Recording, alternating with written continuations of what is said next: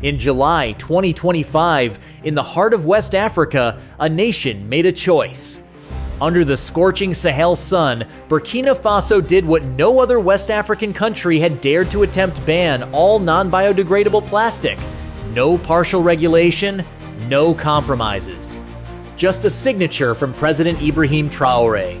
By nightfall, over 200 shops and factories stood silent. More than 10,000 jobs vanished, but so did the stench of burning waste. For the first time in decades, the air in Ouagadougou smelled like rain. This was more than a law. It was a reckoning. A nation refusing to wrap its future in poison any longer. And the world took notice, some in awe, others in fear. Because the ban wasn't backed by international donors or carbon credit deals, there were no press releases from Paris, no feasibility studies from foreign consultants. Just a man from the dust who refused to wait for permission. President Traoré didn't govern from boardrooms. He walked through markets barefoot. He listened to women coughing behind food stalls. He stood by sanitation workers pulling rot from sewers. And when he spoke, it wasn't with promises, it was with action.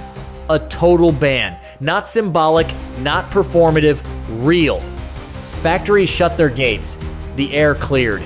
And yet, beneath the applause and criticism, a question echoed across the region. What does freedom mean if it comes wrapped in plastic? For Fanta, a woman in her 60s selling roasted corn, it meant panic. 28 years on the same corner, and now no more plastic bags to serve her customers. What do I feed them with now? My fingers? She asked. No one had answered her in decades. But then, something shifted. A group of students arrived. They brought banana fibers and palm leaves. Not instructions, but respect. They helped her wrap, fold, tie, and with them a new economy was born. Trash became trade. Fear softened into resilience. And Fanta, like thousands of women across Burkina Faso, began again. Still, resistance lingered. Many plastic manufacturers refused to adapt. They had time 6 months, options, offers of retraining and National Green Fund support, but they chose denial. They bet on impunity. They lost. In Ouagadougou, workers stared at shuttered gates, disbelief in their eyes. Their employers had told them it was all for show, that enforcement never lasts in Africa. But they misjudged this president. He wasn't bluffing. He had drawn the line. Yet not all factories died. In Ouagadougou, a team of young engineers led by a man named Yakuba built biodegradable packaging machines from cassava pulp and scrap metal. While others folded, they rose supplying markets with eco bags. Not perfect, but ready. And in their hands, a quiet revolution was sparked. In Fongorma, a boy named Madu watched the truck stop coming. He had lived in the dump, worked in it, breathed it. Plastic was his survival. When it disappeared, so did his purpose, until a woman in a government vest found him and asked why he hadn't left. He looked up and said, "Because this was the only thing that knew my name." Madu was taken to a pilot green school. There, he learned to compost, to mold cassava fiber, to build what heals instead of harms. 6 months later, his name was printed on a biodegradable bag now used in 6 markets, from forgotten child to founder of change. And as the people began to breathe cleaner air, so did the land.